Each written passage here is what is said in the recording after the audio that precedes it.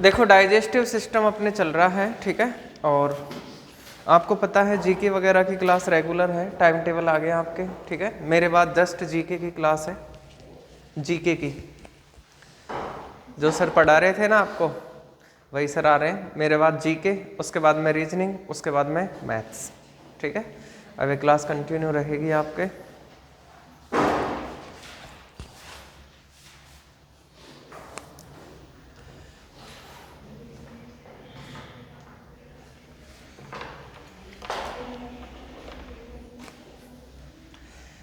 देखिए चैप्टर चल रहा है अपने डाइजेस्टिव सिस्टम।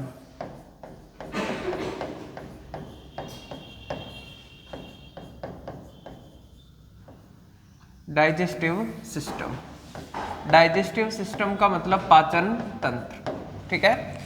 और हम पाचन तंत्र के अंदर आपको बता चुके हैं दांतों के बारे में, ठीक है, कि आपके जो दांत है उनकी संख्या कितनी होती है, 32 होती है। कितने प्रकार के होते हैं, 4 प्रकार के होते हैं, ठीक है। और ये आपके जबड़ों के अंदर धसे हुए रहते हैं। दांतों की क्या विशेषताएं, किस संख्या रहनी चाहिए, ठीक है। प्रीमोलर क्या है, मोलर क्या है, ठीक है, कैनाइन क्या है, ये सब कुछ आपको बता दिया है, ठीक है। और आपको दांत है वो अब याद होना चाहिए, ठीक है। हाँ, बाद में दांतों के बाद अब आप हेडिंग लगा लीजिए कॉपी में, टंग।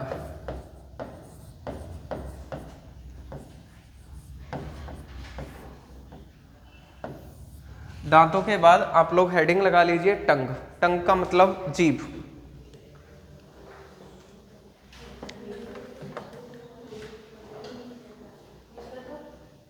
हाँ पूछ लेना बाद में।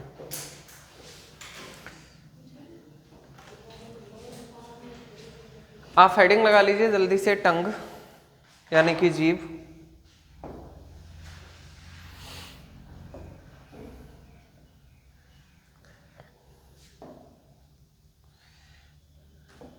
लिख लिया क्या?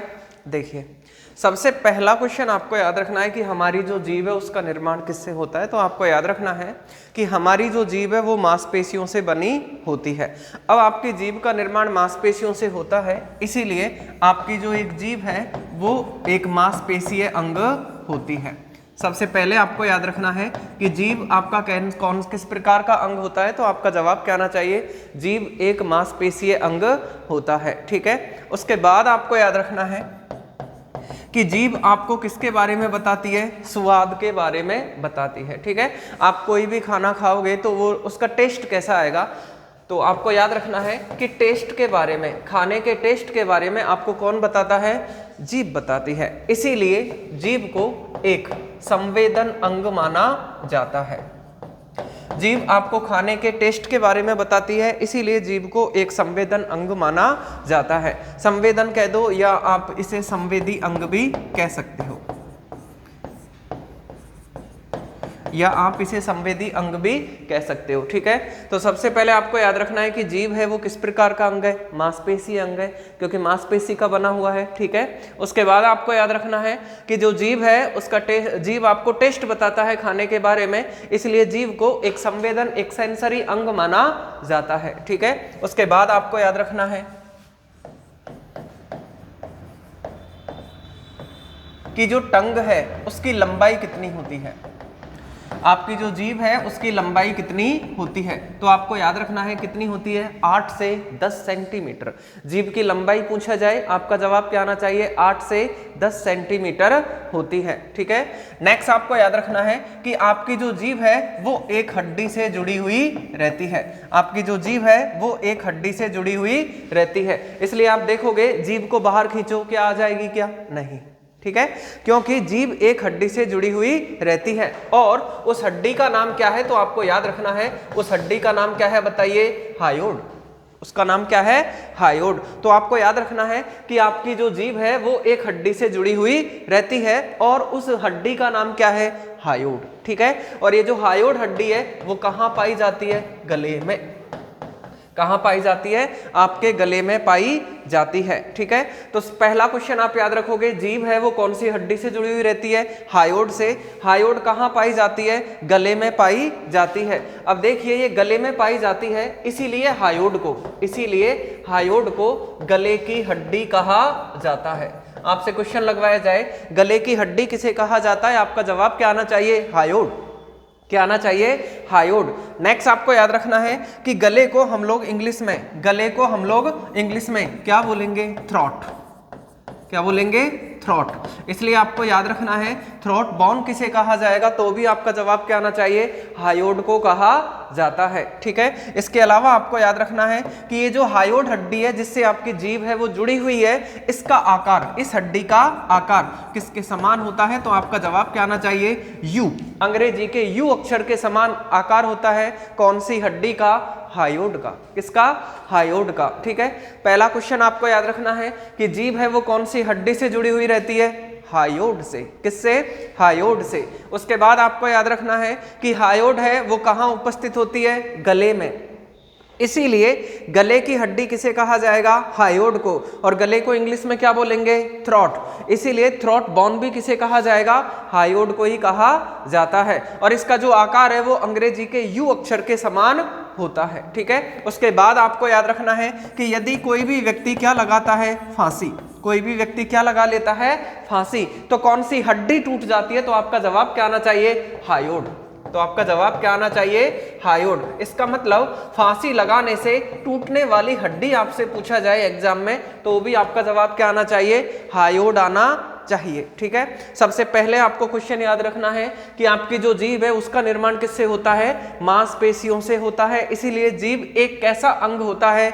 मांसपेशी है। ठीक है, उसके बाद आपको याद रखना है कि जो जीभ है वो आपको टेस्ट के स्वाद के बारे में बताती है। इसीलिए जीभ एक कैसा अंग होता है? संवेदन या संवेदी अंग होता है। ठीक है, उसके बाद आपको याद रखना है कि हमारी जो जीभ है उसकी लंबाई कितनी होती है? 8 से 10 सेंटीमीटर। ठीक है, उसके बाद आपको याद रखना है कि जीभ कौन सी हड्डी से जुड़ी हुई रहती है? हायोड से। और ये हायोड हड्डी कहाँ पाई जाती है? गले में पाई जाती है। इसीलिए आपको याद रखना है गले की हड्डी किसे कहा जाएगा? हायोड को। थ्रॉट बोन किसे कहा जाएगा? हायोड को। यू आकार की हड्डी किसे कहा जाता है? तो भी हायोड। और फांसी लगाने से टूटने वाली जो हड्डी होती है वो भी आपकी कौन सी होती है? हायोड होती है। क्या इतना समझ में आ गया? क्या यहाँ तक किसी को कोई दिक्कत है क्या? अब देखिए नेक्स्ट।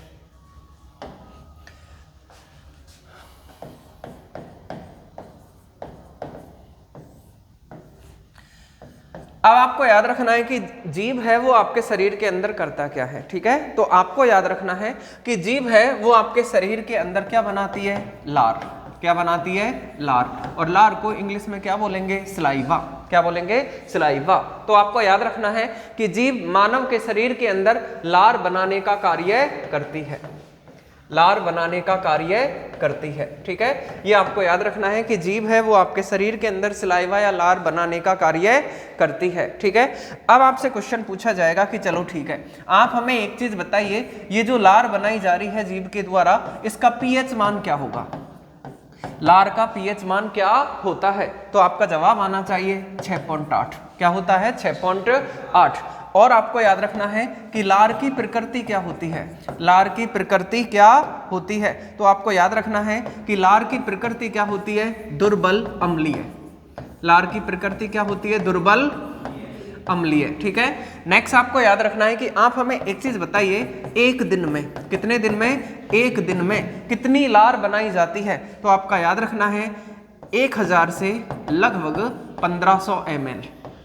कितनी? 1000 से लगभग 1500 ml, या हम कह सकते हैं लगभग 1 से 1.5 किलोग्राम, यानी कि लगभग 1 से 1.5 किलोग्राम लार बनाई जाती है। कितने दिन में? एक दिन में। ठीक है, और जो लार बनाई जाती है उसका पीएच मान क्या होता है? 6.8।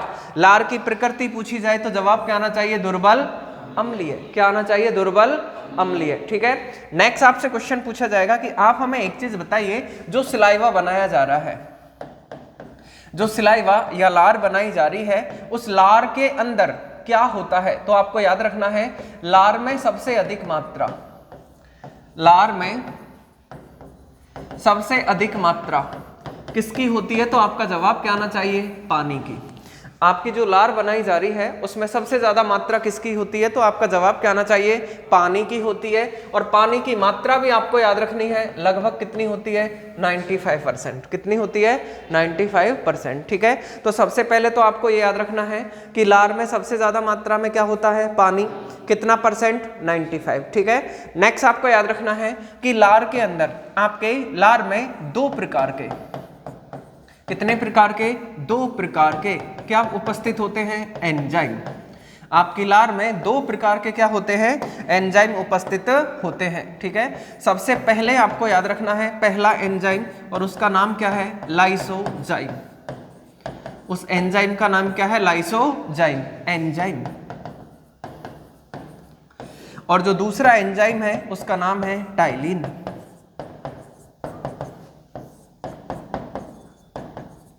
उसका नाम क्या है, टाइलिन एंजाइम। ठीक है, तो आपको याद रखना है कि लार में सबसे ज्यादा मात्रा किसकी होती है, पानी की। कितना परसेंट, 95%। लार में कितने प्रकार के एंजाइम होते हैं, दो। पहला एंजाइम कौन सा है, लाइसोजाइम। दूसरा कौन सा है, टाइलिन। दूसरा कौन सा है, टाइलिन। ठीक है, अब आपसे क्वेश्चन पूछा जाएगा कि आप हमें एक चीज बताइए, ये लाइसोजाइम एंजाइम करेगा क्या आपके शरीर के अंदर, तो आपको याद रखना है कि जब भी आप खाना खाओगे, जब भी आप लोग क्या खाओगे, खाना, तो खाने के साथ में कुछ ना कुछ बैक्टीरिया आपके शरीर में चले जाएंगे, आपके मुंह में चले जाएंगे, कोई ना कोई बैक्टीरिया।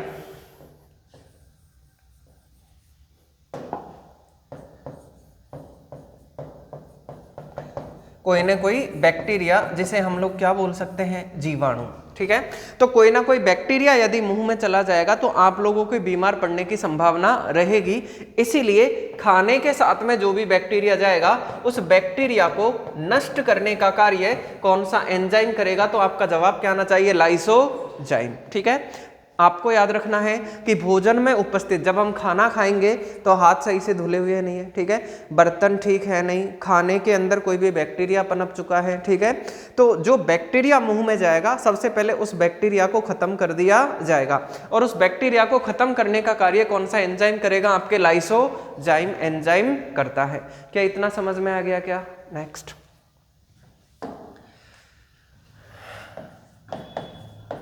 अब आपसे पूछा जाएगा कि आप हमें एक चीज बताइए, टाइलिन एंजाइम काम क्या करेगा। ठीक है, तो आपको याद रखना है कि टाइलिन एंजाइम है वो आपके मुंह के अंदर कार्बोहाइड्रेट, वो आपके मुंह में कार्बोहाइड्रेट का आंशिक पाचन करता है।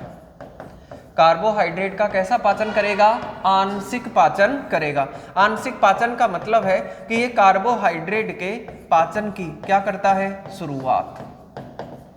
क्या करता है, शुरुआत। तो आपसे क्वेश्चन पूछा जाए कि कार्बोहाइड्रेट को सबसे पहले पचाने वाला जो एंजाइम है उसका नाम क्या है, तो आपका जवाब क्या आना चाहिए, टाइलिन। कार्बोहाइड्रेट को जो एंजाइम सबसे पहले पचाता है, उसे छोटे छोटे टुकड़ों में तोड़ना चालू करता है, उस एंजाइम का नाम क्या है, टाइलिन। इसलिए आपको याद रखना है कि कार्बोहाइड्रेट का आंशिक पाचन या कार्बोहाइड्रेट के पाचन की शुरुआत कौन सा एंजाइम करता है, तो आपका जवाब क्या आना चाहिए, टाइलिन करेगा। कौन करेगा, टाइलिन। ठीक है, नेक्स्ट आपको याद रखना है कि ये जो कार्बोहाइड्रेट है, ये जो कार्बोहाइड्रेट है वो किस किस में उपस्थित होती है, तो आपको याद रखना है अनाज में। किसमें उपस्थित होती है, अनाज में। इसके अलावा चावल, ठीक है, इसके अलावा मक्का, ठीक है, इसके अलावा आलू। ठीक है, इन सबके अंदर अच्छी खासी मात्रा में क्या होती है, कार्बोहाइड्रेट। अब जैसे ही मान लीजिए हमने चावल खाए, आलू खाई, रोटी खाई, ठीक है, जैसे ही मुंह के अंदर जाएगी तुरंत उसको पचाने का काम चालू हो जाएगा। और जब पचाने का काम चालू होगा तभी आपके शरीर को क्या प्राप्त होगी, बताइए, ऊर्जा। क्या प्राप्त होगी, ऊर्जा। तो बात आई कि जब मान लीजिए हमने ये चीजें खाई हैं तो इसके अंदर क्या चीज उपस्थित है, बताइए, कार्बोहाइड्रेट। बात आई कि कौन सी कार्बोहाइड्रेट उपस्थित है, क्योंकि कार्बोहाइड्रेट तो काफी प्रकार की होती है। तो आपको याद रखना है कि इसके अंदर कौन सी कार्बोहाइड्रेट उपस्थित होती है, स्टार्च। कौन सी, स्टार्च। ठीक है, आपको याद रखना है कि चावल, मक्का, आलू, इन सब के अंदर कौन सी कार्बोहाइड्रेट उपस्थित है, स्टार्च। अब जैसे ही हमने ये चीजें खाई मुंह के अंदर क्या गया है? स्टार्च। अब इस स्टार्च का क्या किया जाएगा? पाचन। क्या किया जाएगा? पाचन। पाचन का मतलब इसे छोटे छोटे टुकड़ों में तोड़ा जाएगा, ठीक है। और छोटे छोटे टुकड़ों में तोड़ने का काम कौन सा एंजाइम करेगा बताइए? टाइलिन। कौन सा एंजाइम करेगा? टाइलिन। और ये जो तोड़ेगा वो प्रोसेस कहाँ होगी बताइए? मुंह में। यानी कि आपने चावल खाया, इसका मतलब क्या खाया है? कार्बोहाइड्रेट। कौन सा कार्बोहाइड्रेट खाया है आपने? स्टार्च। अब जैसे ही चावल गया, इसका मतलब स्टार्च गया है, उस स्टार्च को छोटे छोटे टुकड़ों में तोड़ा जाएगा और उसे तोड़ने का काम कौन सा एंजाइम करेगा? टाइलिन। और ये तोड़ करके आपका जो स्टार्च है इसे किस में बदल देगा? माल्टोज में। किस में बदल देगा? माल्टोज में। और जैसे ही माल्टोज में टूटेगा, थोड़ी बहुत मात्रा में आपके शरीर को क्या प्रदान कर दी जाएगी? ऊर्जा। लेकिन पूरी तरीके से नहीं, क्योंकि यहां पाचन का केवल क्या हो रही है? शुरुआत, खत्म नहीं हो रहा है। जब आपका कोई भी भोजन पूरी तरीके से पच जाता है, पूरी तरीके से पाचन हो जाएगा, तभी आपके शरीर को पूर्ण रूप से ऊर्जा प्राप्त होगी, ठीक है। इसीलिए यहां केवल थोड़ी बहुत ऊर्जा प्राप्त होती है, क्योंकि यहां केवल स्टार्च को किस में बदला जाता है? माल्टोज में, ठीक है। तो सबसे पहले आपको याद रखना है कि आपकी जो ये लार है, इसमें सबसे ज्यादा मात्रा किसकी होती है? पानी की। कितने परसेंट पानी है? तो आपका जवाब क्या आना चाहिए? 95, 95%। उसके बाद आपको याद रखना है कि लार में कितने प्रकार के एंजाइम होते हैं? 2। पहला एंजाइम है, उसका नाम क्या है? लाइसोजाइम। दूसरा क्या है बताइए? टाइलिन, ठीक है। आपसे पूछा जाएगा लाइसोजाइम एंजाइम काम क्या करता है, तो भोजन में उपस्थित बैक्टीरिया को नष्ट करने का कार्य कौन सा एंजाइम करता है? लाइसोजाइम।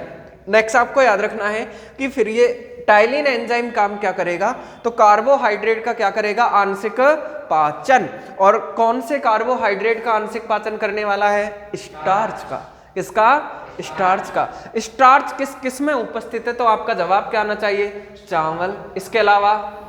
इसके अलावा आलू में, ठीक है। उसके बाद आपको याद रखना है कि ये टाइलिन एंजाइम स्टार्च को किस में बदलता है? माल्टोज में। ये लाइन काफी बार आई हुई है कि स्टार्च को माल्टोज में बदलने का काम कौन सा एंजाइम करता है, तो आपका जवाब क्या आना चाहिए? टाइलिन। और कहां करता है? तो आपका जवाब क्या आना चाहिए? मुंह में। कहां करता है? तो मुंह में। इतना समझ में आ गया क्या? यहां तक किसी को कोई दिक्कत है क्या? इतना लिखो एक बार।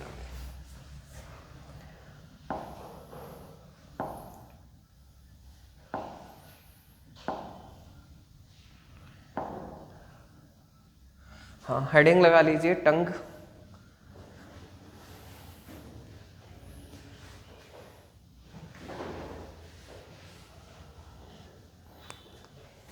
सबसे पहले लिखो आप लोग, जीभ एक मांसपेशीय अंग होता है।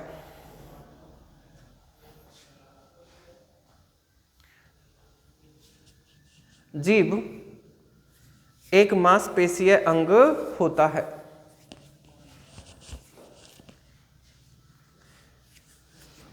लिख लिया सबने? नेक्स्ट लिखो, जीभ भोजन के स्वाद या टेस्ट के बारे में बताता है।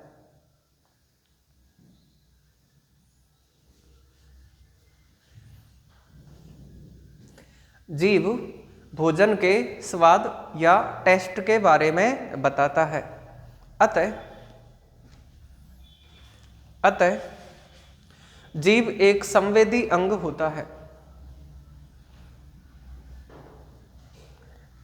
अतः जीभ एक संवेदी अंग होता है।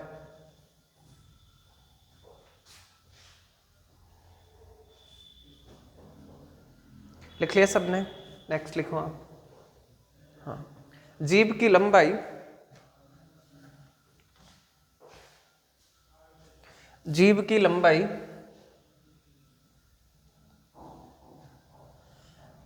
8 से 10 सेंटीमीटर होती है।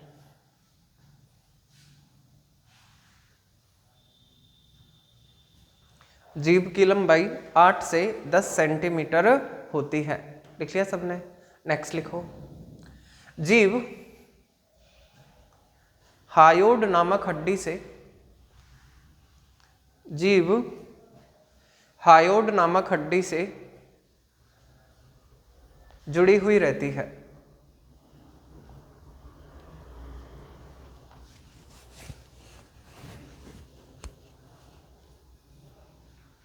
जीभ हायोड नामक हड्डी से जुड़ी हुई रहती है। लिख लिया सबने? नेक्स्ट लिखो हायोड के अन्य नाम। हायोड के अन्य नाम। नंबर 1 लिखो गले की हड्डी।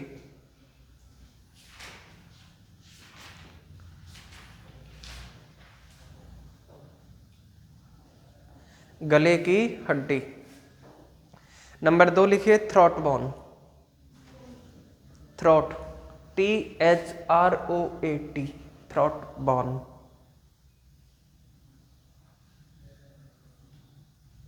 लिख लिया सबने? नंबर 3 लिखिए यू आकार की हड्डी।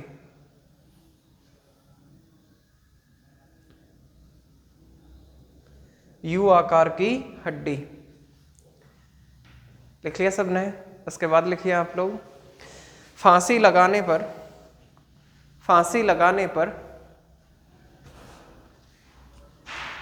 टूटने वाली हड्डी।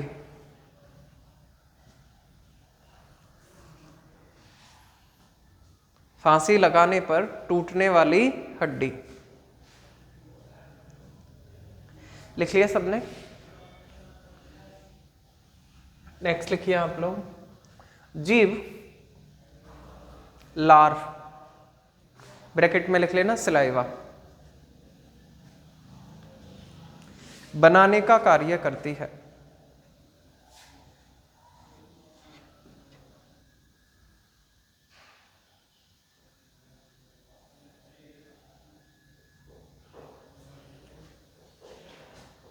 लिख लिया सबने? उसके बाद लिखिए लार का पीएच मान। लार का पीएच मान।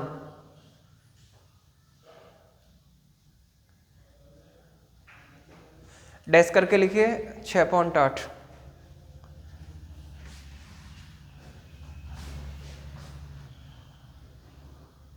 लिख लिया सबने? ठीक है। नेक्स्ट लिखो लार की प्रकृति।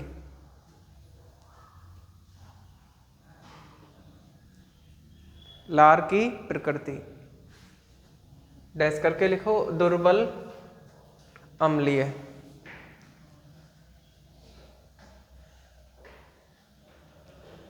लिख लिया सबने? नेक्स्ट लिखो प्रतिदिन 1 से 1.5 लीटर, 1 से 1.5 लीटर लार का निर्माण किया जाता है।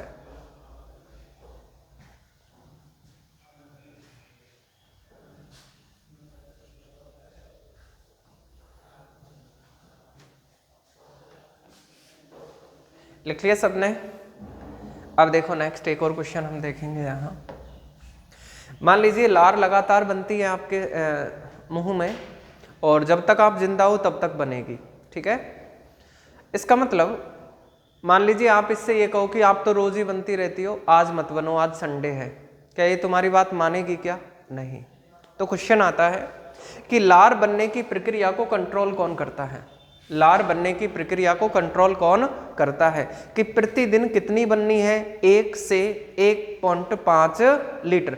ऐसा नहीं है कि एक दिन 10 लीटर बन गई, एक दिन 100 ml ही बनी है, 100 ग्राम ही बनी है लगभग। ऐसा हो सकता है क्या? नहीं। लगभग बनती रहेगी 1 से 1.5 लीटर। इसका मतलब कोई ना कोई ऐसा ऑर्गन है, कोई ना कोई ऐसा अंग है जो कि लार बनने की प्रक्रिया को, प्रोसेस को कंट्रोल करने का कार्य करता है। तो आपको याद रखना है मस्तिष्क का एक भाग है जिसका नाम है मेडुला। इसका नाम क्या है? Medulla oblongata. जिसका नाम क्या है? Medulla oblongata. और ये मेडुला ऑब्लोंगाटा जो भाग है वो आपके शरीर में लार बनने की जो प्रक्रिया है, लार बनने की जो प्रक्रिया है उस प्रक्रिया को कंट्रोल करने का कार्य करता है। तो आपको याद रखना है कि लार बनने की प्रक्रिया को नियंत्रित करने का कार्य, उसे कंट्रोल करने का कार्य कौन करता है? तो आपका जवाब क्या आना चाहिए? मेडुला ऑब्लोंगाटा करता है। ठीक है? इतना समझ में आ गया क्या? लिखो ये चीज। मस्तिष्क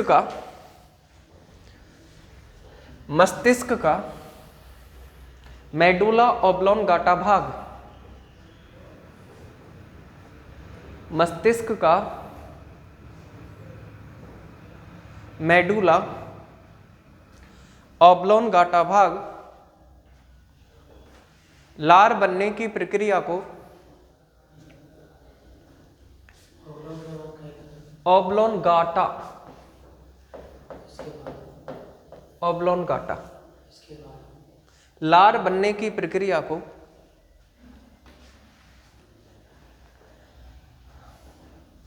कंट्रोल करता है।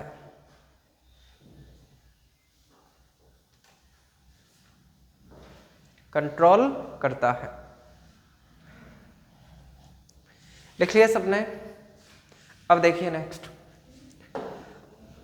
मान लीजिए आपने क्या किया, खाना खाए के लिए बैठ गए आप लोग। सबसे पहले भोजन जाएगा दांतों के पास में और दांत उसे छोटे छोटे टुकड़ों में काटने का कार्य करेंगे। उसके बाद में भोजन थोड़ा सा आगे बढ़ेगा, जीभ उसके अंदर लार को मिलाने का कार्य करेगी। तो ये क्वेश्चन काफी बार रिपीट हुआ है कि मान लीजिए आप लोग जो भोजन कर रहे हो उस भोजन में क्या मिला दी जाए, लार। उस भोजन में क्या मिला दी जाए, लार। तो लार मिला हुआ भोजन क्या कहलाता है? तो आपका जवाब क्या आना चाहिए, बोलस। ये काफी बार क्वेश्चन रिपीट हुआ। क्या? मैं अपने आप लिखा दूंगा, तुम टेंशन मत करो। ऐसे कैसे रह जाएंगे जब पढ़ाया मैंने। तो आपको याद रखना है कि जब भोजन के अंदर लार मिल जाती है तो लार मिला हुआ भोजन क्या कहलाता है, बोलस कहलाता है। ठीक है। और इस बोलस का पीएच मान, इस बोलस का पीएच मान कितना होता है, 7.2। ठीक है। आपको याद रखना है लार का पीएच मान पूछा जाए तो 6.8 और लार मिला हुआ भोजन क्या कहलाता है, बोलस। और इस बोलस का पीएच मान क्या होगा, 7.2। और आपको यह भी याद रखना है कि इस बोलस की प्रकृति, इस बोलस की प्रकृति कैसी होती है। तो आपको यह भी याद रखना है कि इस बोलस की प्रकृति होती है दुर्बल क्षारीय। कैसी होगी बताइए, दुर्बल क्षारीय। आ गया क्या समझ में? लिखो, लार मिला हुआ भोजन, लार मिला हुआ भोजन बोलस कहलाता है। लार मिला हुआ भोजन बोलस कहलाता है। लिख लिया सबने? नेक्स्ट लिखो, बोलस का पीएच मान लगभग 7.2 होता है।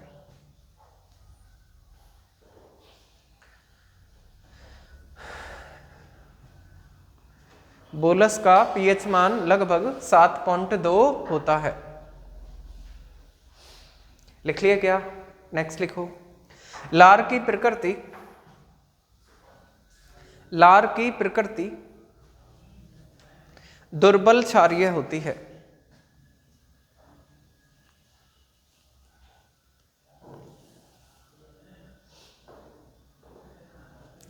लार की प्रकृति दुर्बल क्षारीय होती है। लिख लिया सबने? सबसे पहले आपको याद रखना है लार मिला हुआ भोजन क्या कहलाएगा, बोलस। उस बोलस की पीएच वैल्यू पूछा जाए 7.2 लगभग है। ठीक है, 7.5 आ जाए कोई दिक्कत नहीं है। उसके बाद आपको याद रखना है क्वेश्चन अपना ये है जो एग्जाम में आता है, और क्वेश्चन ये है कि एक तो लार मिला हुआ भोजन क्या कहलाता है, बोलस। ये राजस्थान पुलिस में काफी बार रिपीट हुआ है ये क्वेश्चन कि लार मिला हुआ भोजन कहलाता है बोलस, और उस बोलस की प्रकृति है, ये एसएससी पूछ चुका है। आपको याद रखना है उसकी प्रकृति क्या होती है, दुर्बल क्षारीय। ठीक है। नेक्स्ट लिखो, लार में सबसे अधिक मात्रा, लार में सबसे अधिक मात्रा पानी की होती है।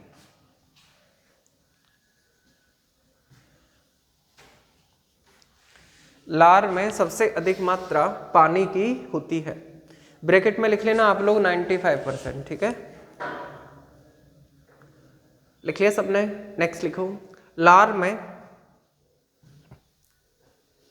दो प्रकार के एंजाइम,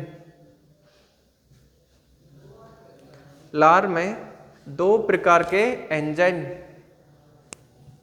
उपस्थित होते हैं।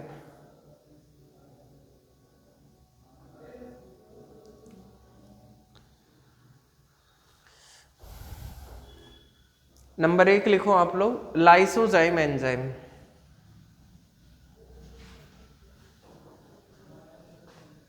Lysozyme enzyme. नंबर 2 लिखिए टाइलिन एंजाइम।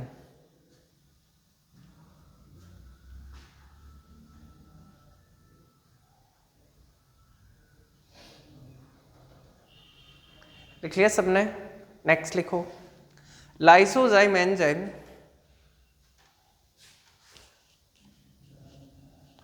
भोजन में उपस्थित बैक्टीरिया को नष्ट करने का कार्य करता है।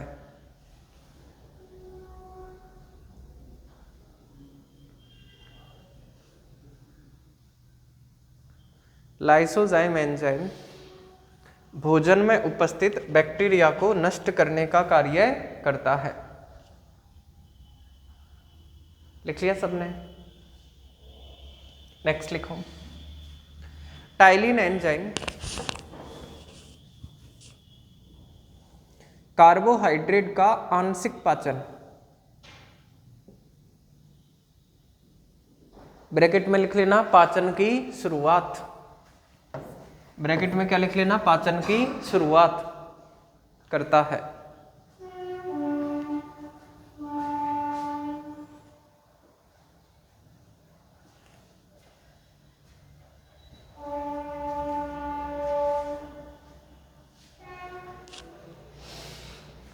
लिखिए क्या? नेक्स्ट लिखो आप, टाइलिन एंजाइम स्टार्च को माल्टोज में बदल देता है।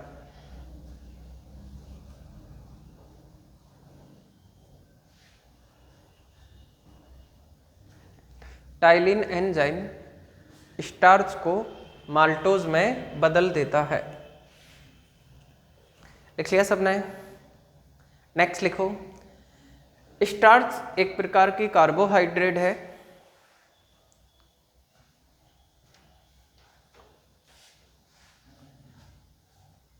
स्टार्च एक प्रकार की कार्बोहाइड्रेट है जो कि चावल, आलू तथा मक्का में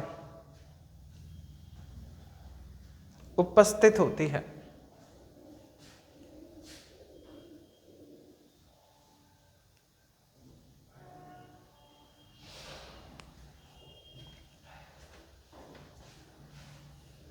लिख लिया सबने? यहां तक कोई दिक्कत है क्या? अब देखिए नेक्स्ट, आपसे पूछा जाएगा कि चलो ठीक है, यहां तक हमें ये पता चल गया कि जीभ हमें टेस्ट के बारे में बताती है और जीभ क्या बनाती है? लार। और उस लार के अंदर 95% मात्रा में क्या होता है? पानी। और दो प्रकार के क्या होते हैं? एंजाइम। एक का नाम क्या है? लाइसोजाइम, और दूसरे का नाम क्या है? टाइलिन। लाइसोजाइम बैक्टीरिया को क्या कर देगा? नष्ट। और टाइलिन एंजाइम कार्बोहाइड्रेट के पाचन की क्या कर देगा? शुरुआत। ये याद रखना है, शुरुआत और पूर्ण पाचन दोनों अलग अलग क्वेश्चन है। ठीक है, आपसे क्वेश्चन लगवाया जाए कि कार्बोहाइड्रेट का आंशिक पाचन या कार्बोहाइड्रेट के पाचन की शुरुआत कौन सा एंजाइम कराता है, तब आपका सही जवाब क्या माना जाएगा? टाइलिन। लेकिन ऐसा क्वेश्चन आता है कि कार्बोहाइड्रेट का पूर्ण पाचन, पूर्ण का मतलब 100% पाचन कौन सा एंजाइम कराता है, तो अपना ये क्वेश्चन, ये जो एंजाइम है वो गलत जाएगा उत्तर, वहां फिर एमाइलेज आंसर आना चाहिए। ठीक है, धीरे धीरे हम वहां पहुंचेंगे, यहाँ एक एक चीज हम पढ़ते हुए चल रहे हैं। ठीक है, अब बात यह है कि यार चलो ठीक है, लार बनती है और लार लगभग 1 से 1.5 लीटर बनती है पर डे, और उसको कंट्रोल करता है मस्तिष्क का कौन सा पार्ट? Medulla oblongata. और लार का पीएच मान क्या होता है? 6.8। प्रकृति पूछा जाए दुर्बल अम्लीय, दुर्बल अम्लीय। ठीक है, लार मिला हुआ भोजन क्या कहलाता है? बोलस। लार मिला हुआ भोजन क्या कहलाएगा? बोलस। और उस बोलस की प्रकृति क्या होती है? दुर्बल क्षारीय। इसमें कंफ्यूज मत होना। ठीक है, लार की प्रकृति पूछा जाए दुर्बल अम्लीय, और बोलस की प्रकृति पूछा जाए तो दुर्बल क्षारीय। अब बात यह आई कि यार आप हमें एक चीज बताइए, लार बनाता कौन है? लार बनाता कौन है? क्या वाकई में जीभ लार बनाती है क्या? हम कहेंगे ऐसा नहीं है। लार बनाने के लिए आपके मुंह में स्लाइवरी ग्लैंड्स या लारीय ग्रंथि उपस्थित होती है। तो आप हेडिंग लगा लीजिए कॉपी में,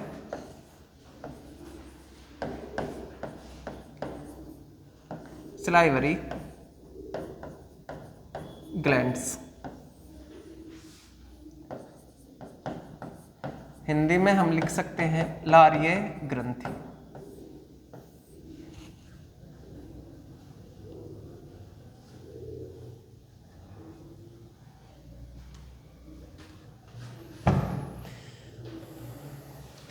इसमें नेट चल जाएगा क्या? इसमें तुम्हें पता है क्या इसमें कैसे चलता है? तुम्हें पता है कैसे चलेगा इसमें?